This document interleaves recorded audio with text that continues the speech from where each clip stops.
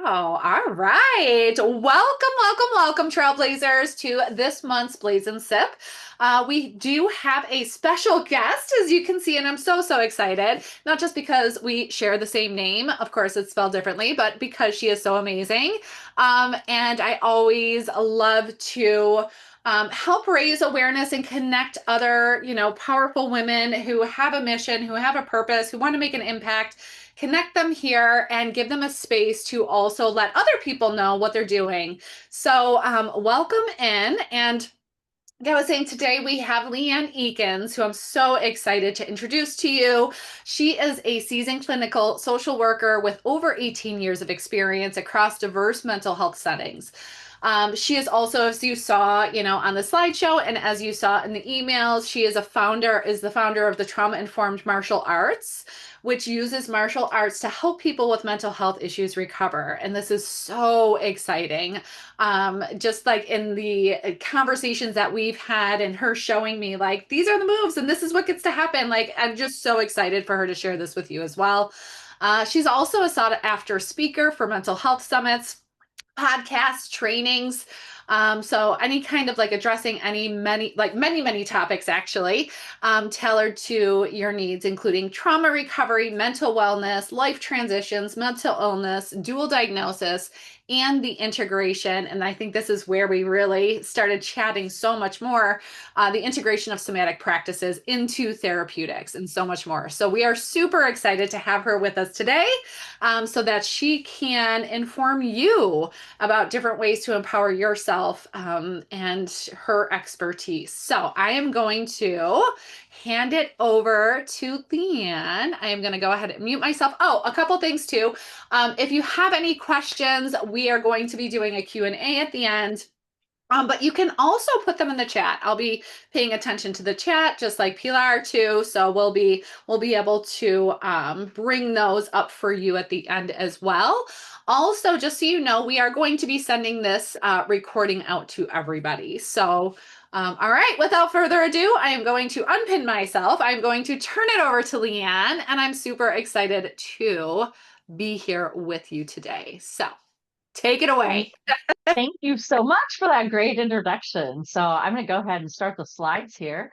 But I also want to say I am just super excited to be here. It's been a pleasure just meeting LeeAnn and learning all about your mission. So I think it's wonderful. So here we go. Let's talk about some trauma-informed martial arts. So as you can see, as LeeAnn mentioned, I am both a therapist and a martial artist. So I do have to give you a little financial disclosure here. I do make money off of the Trauma Informed Martial Arts program. So just so you're aware of that. But let's get into the nuts and bolts, right? We have Trauma Informed Martial Arts. What is it's a way of teaching martial arts to those who have experienced trauma. And we want to take into account that this trauma has occurred and that they have some physical and emotionally lasting symptoms. Okay. And so then we're helping people who have experienced trauma regain and own their own power or feel safe in their bodies. Okay. Before we get into the way that this is done, I think it's really important to understand there's a difference between traumatic incident and trauma. We usually talk about it. I have trauma. People have trauma. And experience that occurs or events that occur that leave a person or can leave a person with long-lasting symptoms that affect the nervous system. Those symptoms are the actual trauma. Okay. So traumatic event happens. We possibly end up with trauma affecting our nervous system. It doesn't affect everybody. I think the stats are about 70% globally. People will experience at least one traumatic incident in life. But then only about 3.9% of people actually develop PTSD. Okay. Now you don't actually have to have a complete diagnosis of PTSD to have symptoms of trauma that bother you. So don't worry about that if you haven't formally been diagnosed with that. No big deal. But why would we use the trauma-informed model? trauma occurs, a person loses power, a person oftentimes loses themselves. We have poor coping, and then this increases our risks of experiencing more trauma. There was a systematic review done by Han et al., where they found that the trauma-informed approach significantly reduces PTSD symptoms. It's that in 11 out of 23 studies. And in 15 of the studies also found that it greatly reduced symptoms in PTSD, depression, and anxiety. Depression and anxiety are two things that commonly come along with trauma. So what are the benefits of martial arts? We develop a positive community. We've got exercise, discipline, teamwork, confidence, self-esteem. We become more alert and focused. I'm going to talk about that in a minute. We build trust. We improve our cognition or our thought process, develop safety for ourselves. When we put all those things together, right, we get trauma-informed martial arts. So there have been some studies done on martial arts and how that can improve your brain's cognition. So during that study, they evaluated memory, ability to focus, rate of that information was processed, and how executive functions were handled. So the results of that said that people who train in martial arts become more alert and focused than those who have never trained. The longer a person trains, the more enhanced his or her cognition becomes. And then we have improved mental acuity, which is a long-term benefit here from martial arts lasting for years. Prior research that had been done on exercise had shown that people did experience improved cognitive abilities directly after the activity, but martial arts improves them for the long haul. Our goals of TIMA: find your power, find your voice, build a healthy community.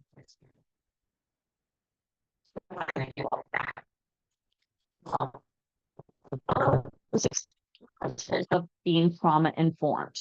And those are trust and transparency, peer support, collaboration and mutuality, empowerment, voice and choice, and then cultural, historical, and gender issues. We want to make sure that we incorporate all of that into a trauma-informed program. So how have I included that in trauma-informed martial arts? From the very, very beginning, we have to know that whoever is instructing us has the knowledge, usually includes the credentials, not always. I do think that it's easier to train martial artists to be trauma-informed than it is to train therapists to become martial artists. It takes a lot less time that way too. But anyway, you want to know that your instructor knows what they're doing, right? From every single registration, I have personal conversations with every registrant. So I answer any questions that they have. I get questions all from what do I wear to class to do we have to touch each other to, how long does the program last? We also send out a welcome letter with info. We cannot give people too much information. We cannot reiterate that information enough either. So everybody receives that. Upon their arrival, they are greeted. The instructors are always dressed in uniform. We give a joint tour of the facility, which is usually pretty quick because martial arts schools, it's the floor and the bathroom. So we go through talking about respect, because respect is big in martial arts. We always say in the federation I'm part of that we begin and end with respect. This becomes very important for people who have experienced traumatic incidents, as bowing and things like that, that we do can feel submissive, and these are not submissive. So in a trauma-informed class, we need to make that clear for people so that they feel comfortable. We stretch, we do things like we stretch in a circle instead of in lines. This helps people feel more comfortable. Nobody necessarily has their back to the walls this way, and we can all see what's going on. We have closed classes, which includes no pictures and no videos. you will see a couple of pictures from some of my classes on here. Those were all done by me with, or sometimes a news crew. We've had that, but only with um, permission from those who are in it. So you'll also see their faces marked out with kitty cat faces. So, and then we also look at the verbiage we use during class.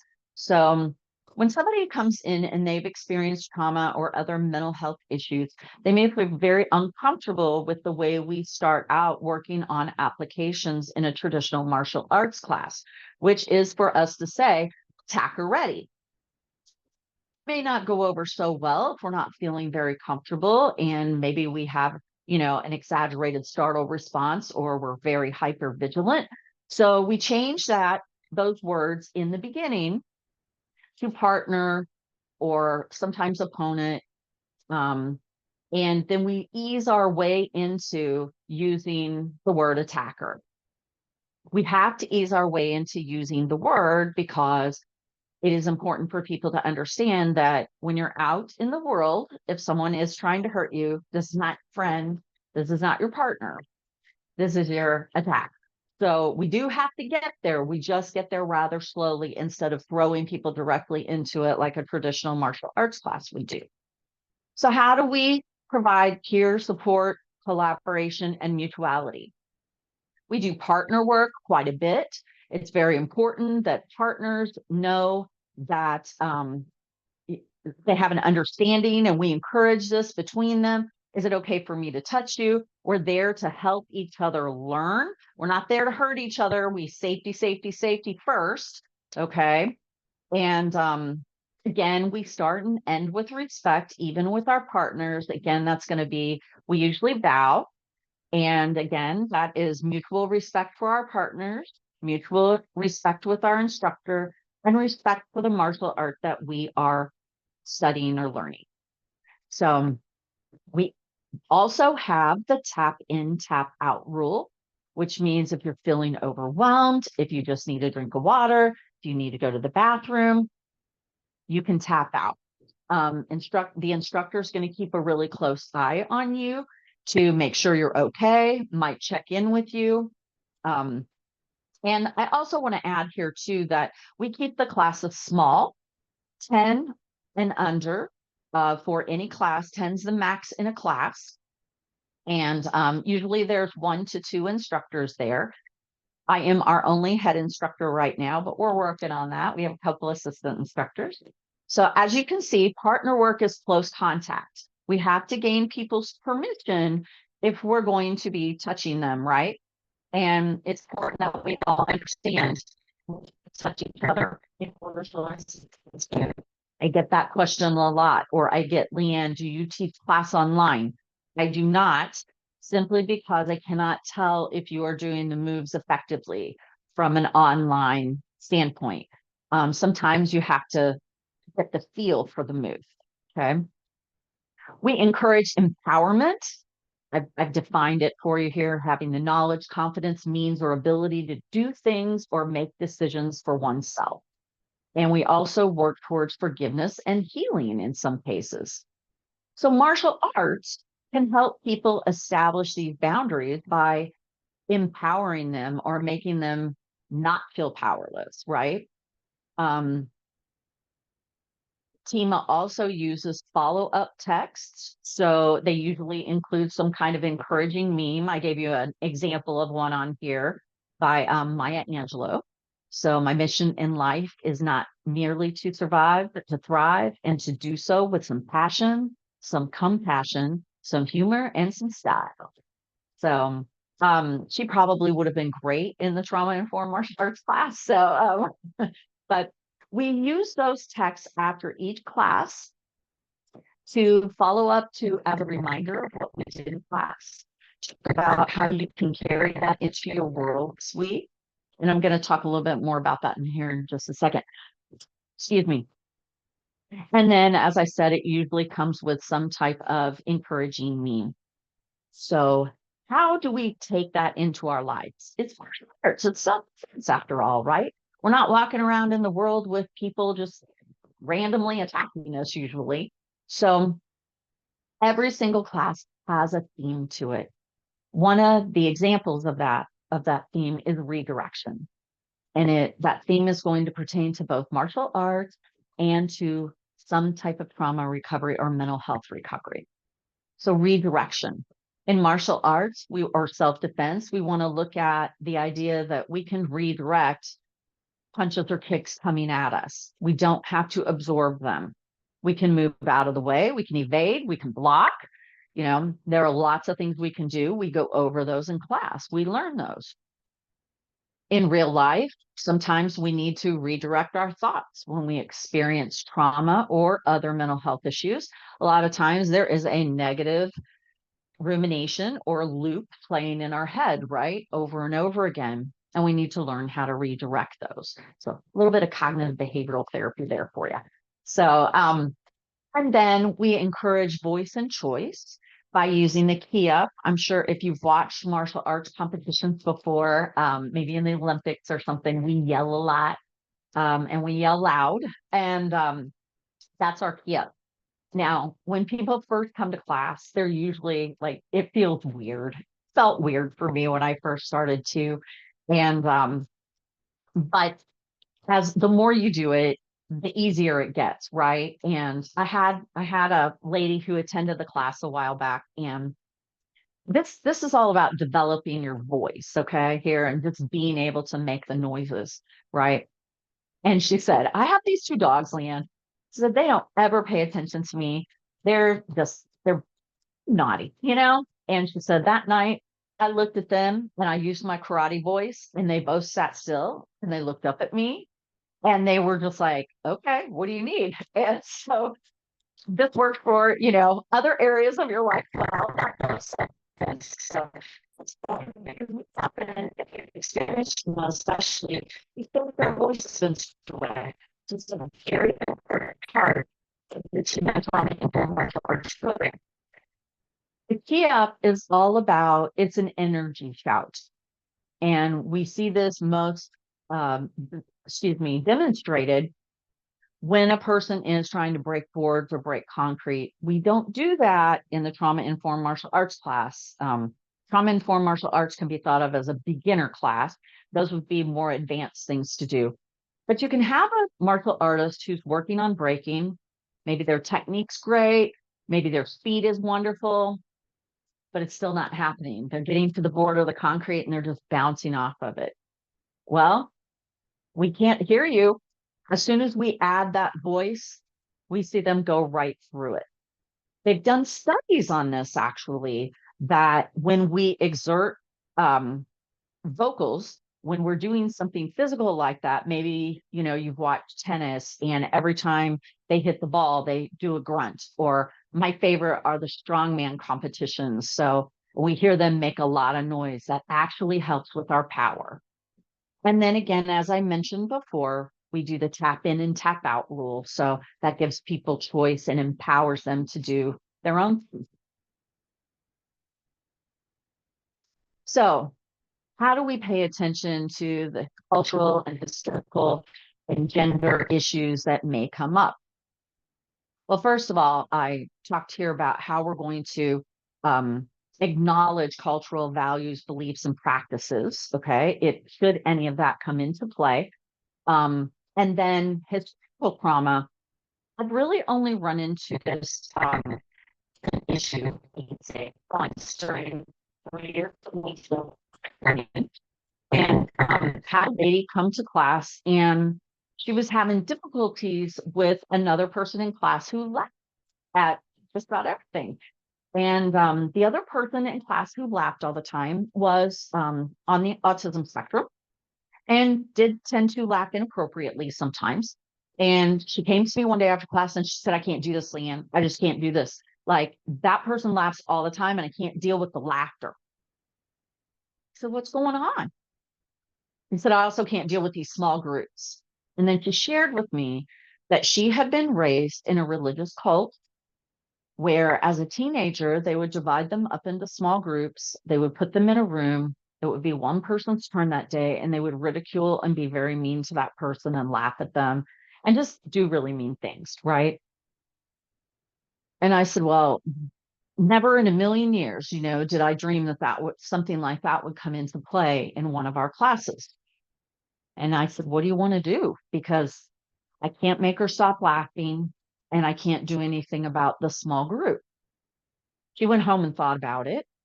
She got back to me later and said, I guess I can't avoid laughter for the rest of my life. And I guess I can't avoid small groups.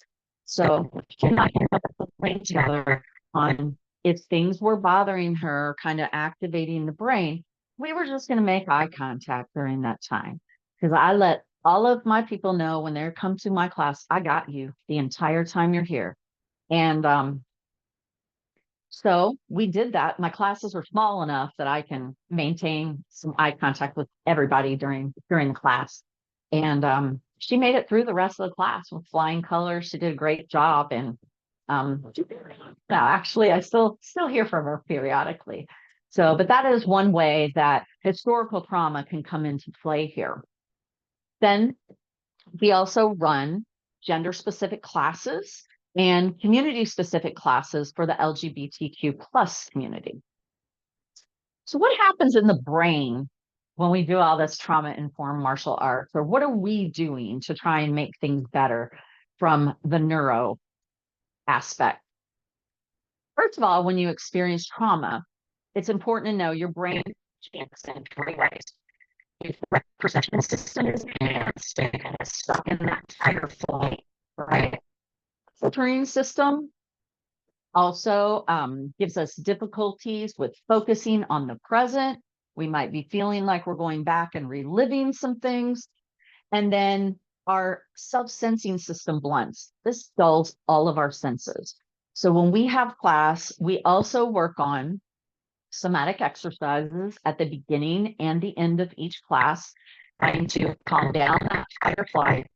When you do martial arts, it can automatically, just by the nature of what it is, send you into fight or flight. That is, I mean, we're throwing punches and kicks at each other, right? So you can see where that would set off your system.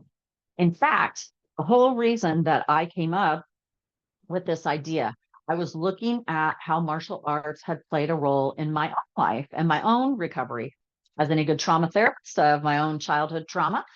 And so I started realizing when I started competitively sparring, of course, I was sparring much more in practice, and I started noticing that if somebody would get in a good punch or kick on me, I felt my whole system heat up. I swear my face was turning red. And the thought that would come in my brain was, oh, you're going to get it now. It's not how I want to, one, treat my friends. It's also how not how I'm going to win sparring matches. Okay. Because sparring is about strategy and scoring points. It's not about knocking the other person's block off. So I had to take a step back and realize what was going on with myself. And I came up with some ways to be so I started getting conscious to myself, strategy. And again, I understand again, it's about scoring points, it's about scoring points. And I'll reach this thing over to myself as I felt those feelings, coming up in those the hots, I guess is what we could call it. And I was able to reprogram that in my brain. So if we repeat something enough times, we can burn new neural pathways in the brain. So the other thing, that I wanted to say about that last slide is our self-sensing, all of our senses dull. But the beautiful part about senses is that not only do they sometimes activate triggers, but they also help us recover from trauma. So using those five senses.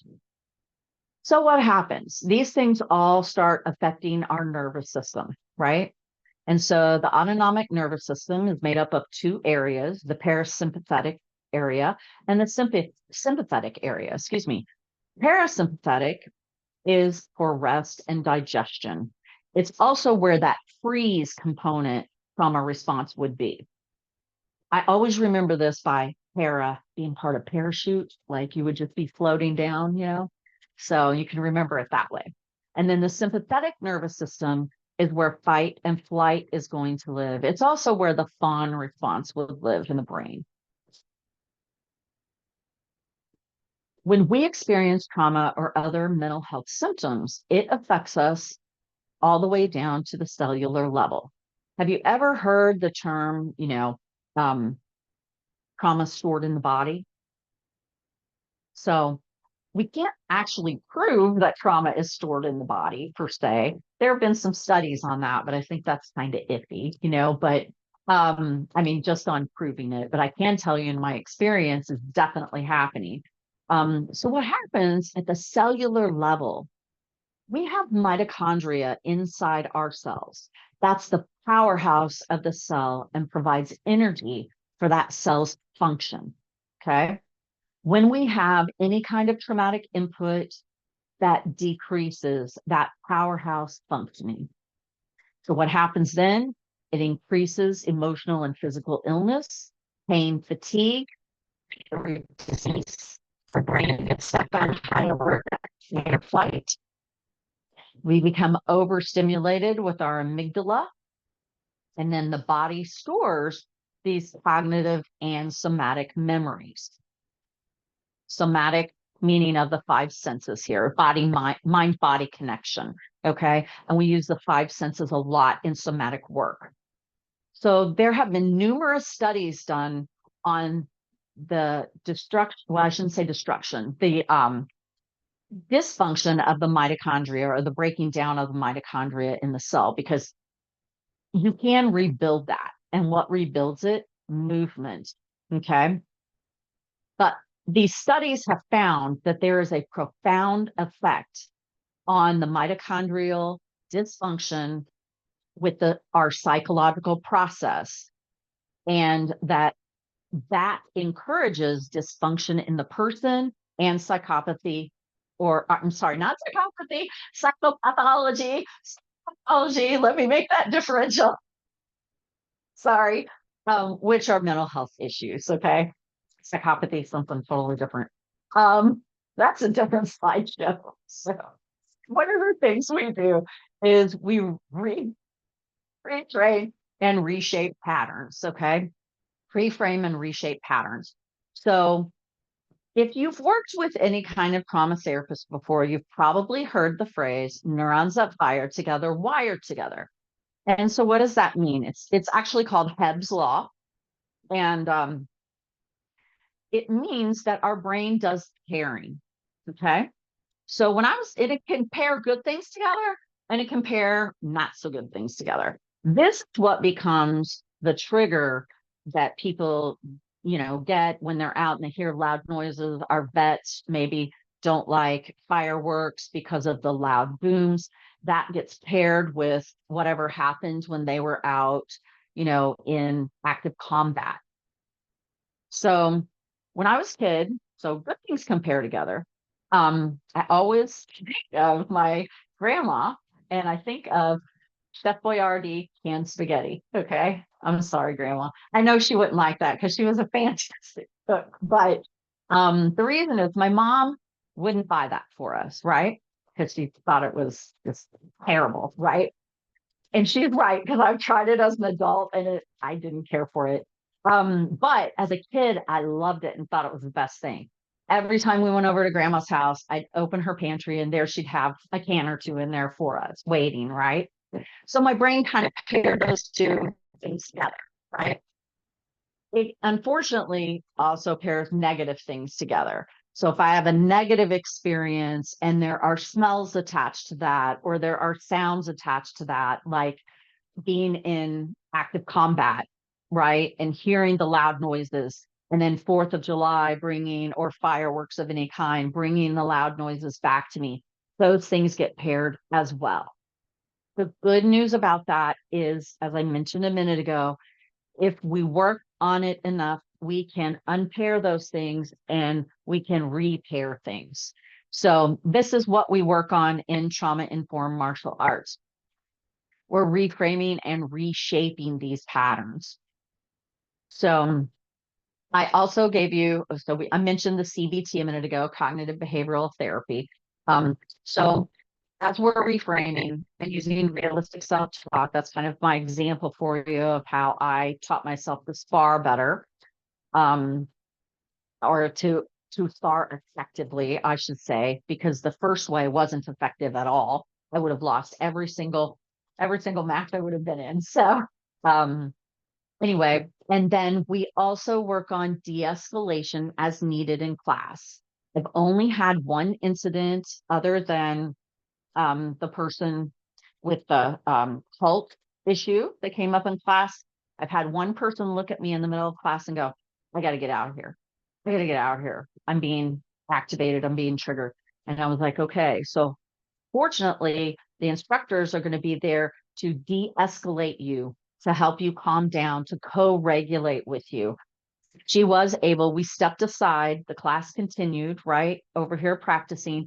We stepped aside, we did a de escalation strategy and co regulated together, and she was able to rejoin class. We also had to do that in pieces because at first, when she rejoined class, she was only comfortable being my partner. So she was my partner for a little bit. And then as she became more comfortable, we moved her over to another partner. Um, so martial arts, all in all, helps calm down the brain, helps calm down those frontal lobes. And as I mentioned, movement increases our mitochondria energy. And then we know that we get long-term change. There we go. So another thing that we work on is retraining and reshaping these patterns with the way we think about our body. Sometimes if people have experienced traumatic incidents, they may feel uncomfortable in their own body. They may feel uncomfortable with parts of their body being touched. They may not like parts of their body. Um, and that can really be different for everybody. But one of the things we do, I just use the hips as an example here. Sometimes, especially if people have experienced boundary violations, maybe sexual abuse, at any point in their life, the hips can become a place that's not very well liked on the body. In martial arts, we are able to redefine our hips as protection, as confidence, and as power. And I'm going to show you an example of that at the end. Okay. So it's the way that we use our hips. If you don't turn your hips over in martial arts when you're kicking or twist your hips when you're punching, you will not have as much power. So it does come naturally with that. We look for all different ways that we can help people feel safer in their body. And so here we go. TIMA teaches us, again, this is just kind of a review, coping and regaining skills for building confidence, regaining our personal power, physical strength, voice, which is so important, sense of safety, being able to defend yourself, freeze, not freezing, because now we have something to do. And I have a nice little story about this one too. So there was a lady taking my class, and she was 60 at the time she was taking my class, and she had shared with me that she had had a stroke. And you really tell though, but there were some things that were a little off about her balance and things like that. And she was so funny because she'd be doing a move in class and she'd go, LeeAnn, I'm doing it. And I'm like, girl, you don't suck. You're doing it. And anyway, she went out to eat one night with her husband. And while they were out to eat, there was a lady there who was really, really intoxicated. So much so that the restaurant had actually called 911 and they were waiting for them to respond because this lady was apparently going around to all the different tables and really bothering people. So she came over to the table that my lady was sitting at, right? And she looked at her and she looked at her necklace and she said, I like that. I'm going to take that.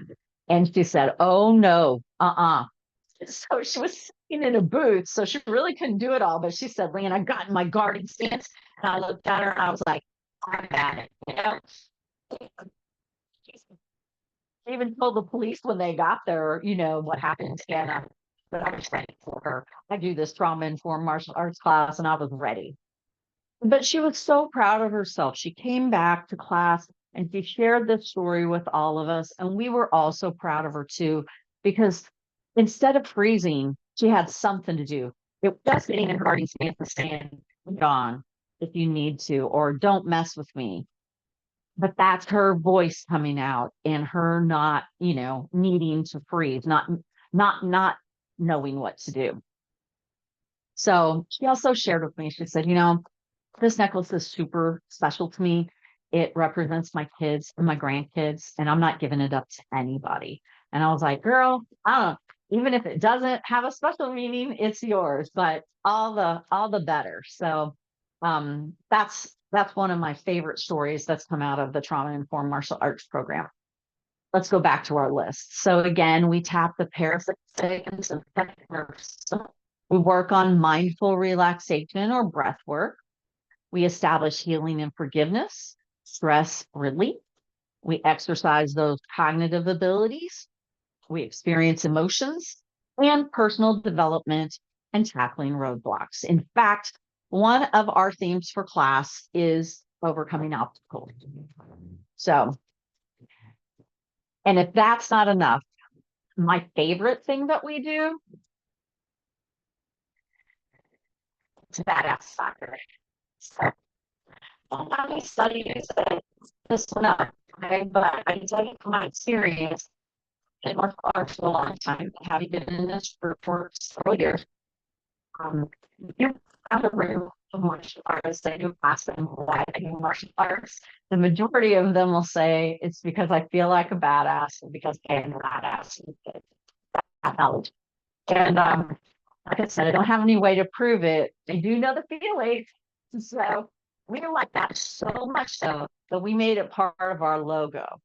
In trauma informed martial arts, we help you become a badass at life. So, and then I've got a couple of our successes up here for you. And that's the end of my presentation. So if we have questions or anything, we can go there. I'm going to grab a drink of water here. That's so awesome. I love that. I love the necklace story too. Just like that empowerment of like, no, I have Mm-hmm, something. Like you're not gonna mess with me. mm-hmm, Oh, right. that's so Mm-hmm, cool. So cool. So I have a question. I was wondering if you can, because a lot of, and I don't know if this is something for other people too, but like we are so I feel like we are so in tune or we're very aware of like the fight, flight, freeze. Can you mm-hmm. explain a little bit about the fawn and what that looks like? Sure. So a fawn response, it actually happens in the same area of the nervous system, the sympathetic nervous system, that fight and flight takes place in. Okay. And fawn looks more like people pleasing, but it comes from people pleasing, so I am protecting myself in that manner. Right? Trying to make everything just so that nothing bad happens. Right. Mm, Because I've been in this situation before, and this is not, maybe you had when you were a kid, maybe you had a parent who drank a lot, and when they drank, your brain went, uh-oh, we better make sure everything's okay and everything's the way they like it, or bad stuff might happen. So the fawn response is a people pleasing response. got you. Beautiful. Um, Another question, do you ever Mhm. have like mother-daughter come in? Have you ever had that? Yes, I have. And it's very fun. In fact, my daughter often helps teach the class with me. There. So, and we have a lot of fun, but I have had mothers and daughters sign up together. Yeah. Mhm. Hmm, I love that. I think that would be like such an empowering experience for both of them to come into. It is. In fact, running a class right now that's a little different from the traditional trauma informed response program. And something happened. I'm not really sure what. No one told me, but it ignited this group of mothers to say we need to do something to help our girls be prepared for the world. And they contacted me, and thus was born TIMA Proactive. So I love helping people recover from traumatic incidents and other mental health issues. I also love if they don't ever have to go through those things, or if they are, challenged with that, that they can get themselves out of that situation, excuse me, without getting hurt, right? So I have a class of 15 and 16-year-old young ladies, and we're learning about how to protect ourselves in the world. And the moms come in and watch sometimes, and I keep telling them, I'm like, moms, I got plenty of room out here for you. So let's see if we can get them out there sooner or later. That's awesome. So awesome. And is there any like age range that you would say? Because I mean, well, you've mentioned like a big age range. Is there, I Mhm. guess it's never too late and it's never too early. You know, I've had typically we go teenager to and on, right? Teenager and adult class. I Gotcha. have had someone as young as 12 who was getting ready to turn 13 take the class. I've also, I think our oldest participant to date was 73, Love it. I think. Yeah. So, and just came in and said, people take this class for all different reasons. It's not always because they are recovering from something. Most of the time it is, but she just said to me one day, I just don't feel comfortable walking around in the world. I want to be able to protect myself as I have gone through life and gotten older. And she was getting it. I'll tell you, I wouldn't want to mess with her. So, Oh, that's so mhm. cool. So cool. LeeAnn, I may have missed this in the beginning, but what inspired you, or like what was the inspiration? I mean, I could guess, but what inspired you to take this to, because you were a student of martial arts and a practicing therapist, and then Mhm. you sort of combined the two, or like what was the inspiration there? And I apologize if you went over that. Some of the audio was clicking in and out a little Oh, bit, okay. so. Okay. I I touched on it just a little bit, but I didn't really fully explain it. So thanks for asking that question. As I mentioned, I have my own childhood trauma that I've worked hard on healing over the years, both in therapy, and I started looking at other ways, other things that have been therapeutic to me. And martial arts has been big, a big one in there. And so obviously this piqued my curiosity, right? So I started looking at all of the different ways that I felt like this had helped me. And the more I studied about trauma and trauma informed interventions, the more that this just all seemed to click. Okay. The other thing that I was seeing was periodically we would have somebody come into the martial arts school. It was usually a woman, and would tell us that they had been through some kind of incident, right? And I'd see them stay for one or two classes, and that was it. And I started thinking about why that might be, because we never really knew, they were gone. Maybe they were contacted, but not much success in getting people to rejoin that. And um, and I thought, okay, they need to be taught. We need to be taught when we have reactions like that and experiences like that. We need to be taught in a different manner. And I began merging those two things together. That's so cool. Beautiful. Yeah, very Yeah. cool. Very, very And I've cool. been very, very fortunate that the federation I'm part of, which is the Navigo Federation, founded by Mike Franzen, he has been very instrumental in helping me. He allows me to teach out of his school and has encouraged me, gives me lots of great business advice along the way, and has been very empowering to me. So to get this program out there. Yeah. I love that. Did you, was there a model that you used, or did you create the I trauma? created the class. That's okay. Mhm.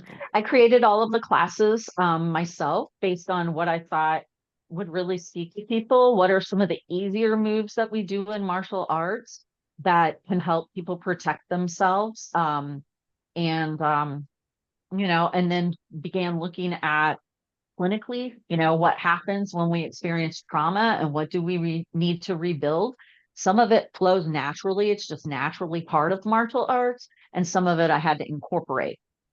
Yeah. Mm, Wow. It's incredible. yeah. Thank you. Yeah. Thank Very, you. We have a lot of fun. yeah. So that's the other requirement for our class. We have to have a lot of fun. I'm done with that. I love that. I love that. So, So cool. So cool. I didn't see any other questions. I don't know if you have any questions, Julie, or well, that she is a little too. So that's what I was sort of asking of just like the mother-daughter. I think that's so empowering. All right. All right. Did you say that you had something to show us? A Yes, I forgot. Oh my demonstration. gosh. For reminding me. I wanted to give you an example of how the hips. I'm going to set up here. Decided how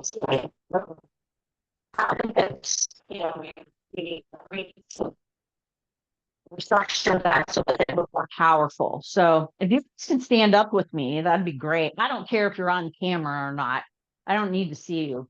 But if we were in a guarding stance, we would have one foot in the back, which for me, it's my right foot. My left foot is forward. Okay. And my guard is going to be here, right?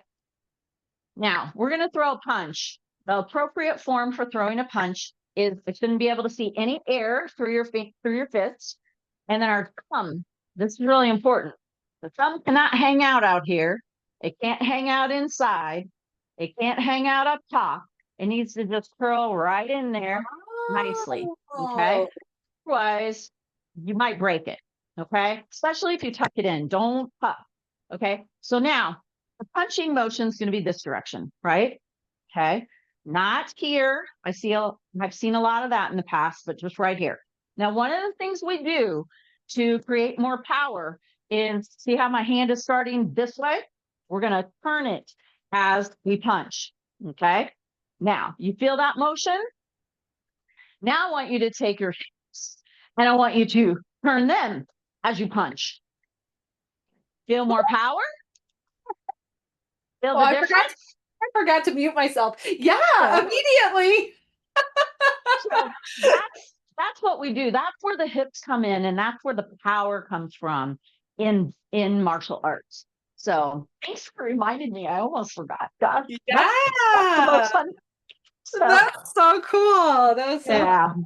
I could feel it immediately. I love the step by step because I always have a hard time knowing, like, I know that it's like my thumb. Like, what do I do with my thumb? But yeah, my gosh. People aren't sure what to do with their thumb. And sometimes I've found too that with women, our nails, maybe not mine, but our nails maybe get in the way. And I don't have a good solution for that, except I just wear mine short. So same.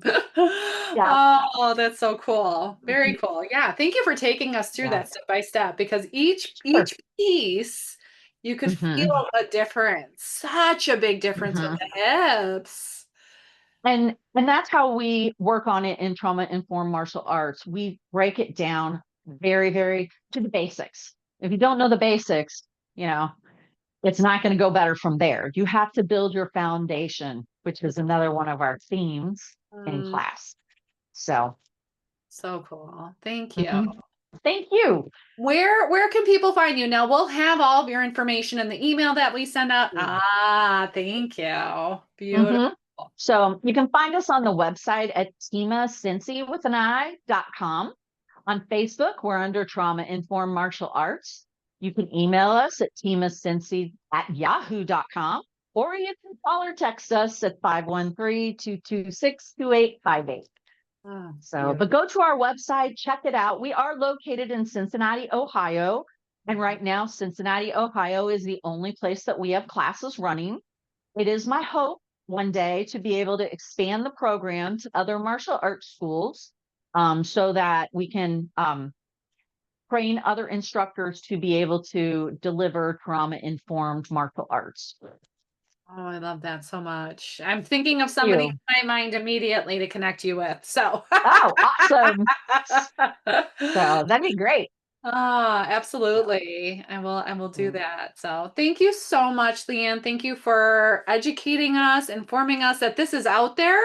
I don't think many people understand like that this like first of all the importance of it, but like that this exists, right? It's like you just know about martial arts, but I don't think a lot of us understand how it impacts us too, like how we can be triggered by Sure. it, but also, Hmm. yeah, I'll just stop talking and let you talk.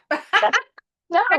So the one thing I do want to add here is, if you're not athletic or you don't really think martial arts is your thing, that's okay. We run these classes in 6 weeks. We have one class per week. Come and give it a try. You will learn something. I guarantee that. And everybody needs to know how to protect themselves, all right? So just in case, gotta say, the world wasn't so that we need to do that. It's here we are, right? And Right. especially for us ladies. Yes, yes. And just like you were saying, like the prevention of it, and then you just started Hmm. that class. I Yep. love, yeah, how Hmm. how Yeah. proactive you are, right? Of just like you hear it and you're like, okay, let's go. Mhm. Yeah, I'm ready. She contacted me and I said, I'm your gal. Let's do it. Mhm. So, and we are having a blast in that class. And one of the comparisons I'll just give you between that class and a regular trauma informed class is, I was talking about the powerhouse of the cells and how that breaks down when we experience mental health issues and trauma. Um, First of all, I have all teenagers in this class. Teenagers learn quicker than adults do anyway. However, people who have not experienced trauma tend to learn quicker than people who have, just on an average. It's not every single person, okay? But and I can really tell the difference, right? Because remember how we were talking about trauma and mental health affecting all those different cognitive areas of the brain? Sometimes it's just not quite computing right. And that's part of our recovery, right? The good news is brain is full of plasticity and we can regenerate all of that. We just have to work at doing it. Yes, so powerful. I know. It's Mhm. amazing what our brain can do. I love that you included that too. It's just Our absolutely brains are pretty amazing. I should have a slide on that, huh? Yeah. amazing. So good. So, but thank Beautiful. you. Yes, thank you, So, LeeAnn. And like I said, we'll be sending this video out to everybody, the recording out. You have all of the information there, but we'll also link it in the email that we send out. So, and I will send well, you'll get it as well, LeeAnn. So you'll have the thank video you. to send out as well. So thank you so much. Yeah. Thank you. I'm also going to add, if you want to support the TIMA program in any way, we do have t-shirts. They have our logo on them. And we would be happy to send you one of those if you want to contact us. They run $25. Oh, I love So, that. mhm. Yes. More like what do I want to say? Just more information and more people knowing where Mhm. to turn to. So Yeah. I love it. Mhm. Thank you. Okay. Beautiful. We will be sending everything out shortly. So be on the lookout for that email within the next either today or tomorrow. Mhm. And Mhm. yeah, I'm super excited that you were able to be here with us today. Thank you. Me too. Thank you so much for having me on. This is definitely something I told you before. I can talk all day about it. So, but Okay. it's been wonderful getting to know more about your organization too, and just all of the great empowerment that you are, emailing out to people every day. I think it's wonderful. Thank you so much. Well, and So, the more we can empower people, right, the better the world will be. So we all have amen, sister. that So, mission. okay. Beautiful. Thank you so much, LeeAnn. And Thank yeah, you. we'll be seeing you soon. Bye, everyone. All right. Bye. Thank you, LeeAnn. Thanks. Bye bye. Bye.